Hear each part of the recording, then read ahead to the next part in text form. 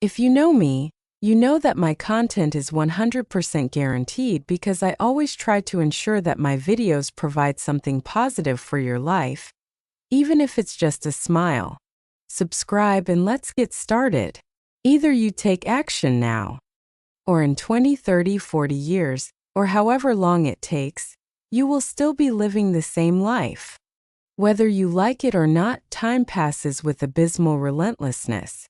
It's no wonder we've seen so many people suffer firsthand, reaching the end and realizing that so many dreams were shelved and ended up being just that, dreams. There's nothing sadder and more disheartening than having been a participant in that reality. What I'm about to share, please try to convey it to those you care about, and even to yourself if necessary. This is my mom's story. I imagine many of you have felt that our parents seem to lack a story, a previous life, experiences, anecdotes, dreams, etc. They dedicate themselves so much to being parents that they forget their real lives. I'm talking about that generation from the 1950s, which is truly my parents' era. My generation is from 1975, and now as a mother, I try to ensure that my children know more about me and that I'm more open, thinking precisely that the genealogical gap shouldn't be so wide. Here's the important part. If this story can help anyone, please pass it on. At the end of May 2010, my mom started feeling unwell, thinking she might have an inflamed colon. After a series of tests, the most alarming diagnosis one can receive was given: cancer. The tests indicated stage 4 uterine cancer. The diagnosis was issued on June 10, 2010, and obviously the reaction was as expected. Much pain, hopelessness, anger, disappointment, anguish, anxiety, and more. I used these descriptors based on what I was able to decipher from my mom. Remember that for people of that generation, expressing feelings was not allowed. 14 years after that diagnosis, I still vividly remember my mom trying to fulfill each of the goals that were important to her, and that she hadn't achieved in 50 years, all at the same time. I wouldn't know how to describe what she transmitted to me, but I can assure you it wasn't pleasant.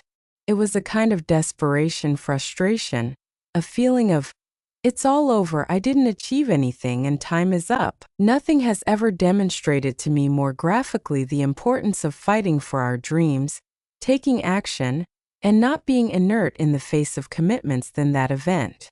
And the costly price to pay if we neglect to pay proper attention to the passage of time, and think that postponing and letting days go by is harmless. Because let me tell you, it's not harmless. 14 years later, I've tried to fulfill several of my dreams, but time has passed quickly, and there's still much to accomplish. After the diagnosis, we tried to do everything possible, coordinate chemotherapy, treatments, tests, and so on. But the cancer was too advanced. On June 28, just 18 days after receiving the news that she had cancer, she passed away. For weeks and weeks, I searched through notebooks, corners, everywhere, to see if she had left something written down, even just pouring out her frustrations onto a page, since she never told us anything. All we saw was her trying to change the house, the car, wanting the comfort she never had. And you know what?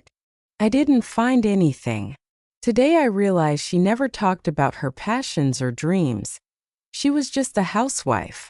She ended up being trapped in her own home because people who bury their dreams eventually stop going out, stop running errands, and unwittingly end up caged, fooling themselves into believing they have a perfect and happy life, which they will eventually discover was not the case.